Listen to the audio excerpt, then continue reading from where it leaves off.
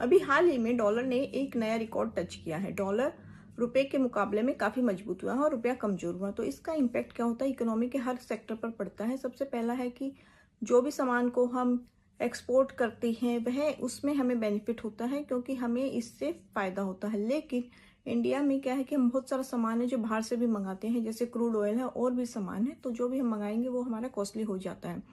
But एक मान लीजिए फार्मा है, आईटी सेक्टर है, उनको फायदा होता है क्योंकि वह आईटी और फार्मा है जो काफी नंबर्स में बाहर वो काम करते हैं। तो कुछ सेक्टर को फायदा होता है और कुछ को नुकसान होता है। दूसरा है कि मान लीजिए कोई जैसे स्टूडेंट है, अगर वो बाहर पढ़ते हैं, उनकी फीस वगैरह पेमेंट करनी होती है, तो उसमें क्या है कि ज्यादा पेमेंट करनी पड़ेगी। बट मान लीजिए कुछ एनआरआईज हैं जो कि इंडिया बाहर रहते हैं, अगर अपनी कंट्री में वो पैसा भेजेंगे तो उनको एक बेनिफिट होता है, क्योंकि अभी डॉलर काफी मजबूत हुआ है। तो हर एक सेक्टर पर इसका इम्पैक्ट पड़ता है। और कई बार क्या होता है कि जब आपकी चीजें महंगी होती हैं तो उससे महंगाई भी बढ़ती है। Thank you for watching. Please do like, share and subscribe my channel. Thank you so much.